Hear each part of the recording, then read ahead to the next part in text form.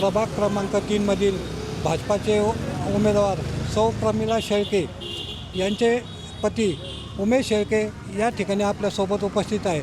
नाही, आमच्या प्रभागात काय झालं आहे, पिढ्यानपिढ्या एकाच घरात सत्ता आहे. भरपूर वेळा त्यांना नगरसेवक केलेलं आहे. तर विकास कामं कुठल्याही प्रकारची त्या प्रभागात झालेली नाही.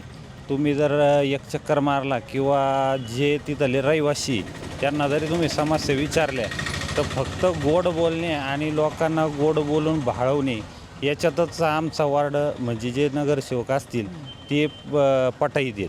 विकास कामं कुठल्याही प्रकारचे झालेले नाही. वर्षानुवर्ष आमच्या तनपुरवाडी ते खाली स्टेशनपर्यंतचा जो रस्ता आहे शेळके वस्तीपर्यंतचा हा म्हणजे 9 वर्षापासून हा रस्ता झालेला नाही. आणि जरी झाला तर एक अशी मलमपट्टी केल्यासारखा तो 9 वर्षापूर्वी रस्ता केला होता. त्याच्यावर कुठल्याही प्रकारचा त्याचा नवीन रस्ता झालेला नाही. दुसरी गोष्ट, आमच्या प्रभागात नगरपालिकेची शाळा आहे.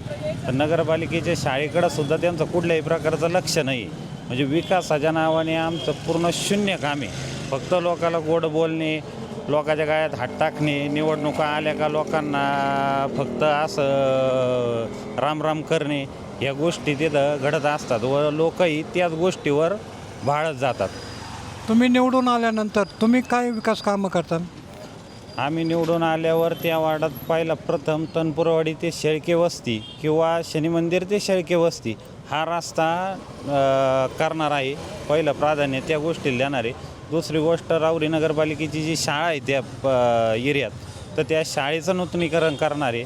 शाळेत कसे आसपासची जे विद्यार्थीची संख्या कशी वाढेल व जवळच्या जवळ लोकांना मुलांना सोय कशी होईल याचं आम्ही नियोजन करणार आहे.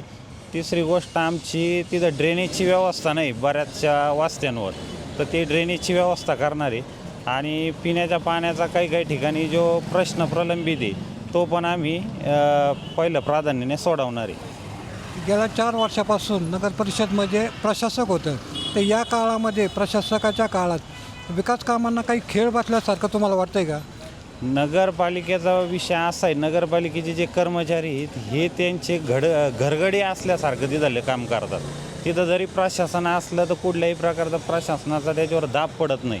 ते सर्व अधिकारी हे त्यांना पण माहिती झाले नगरपालिकेची कायम एका सत्ता असल्यामुळं यांची सत्ता आहे, त्याच्यामुळं ते विरोधकाच्याच तालावर नाचतात, सत्ताधाऱ्यांच्या तालावर नाचतात बुवा.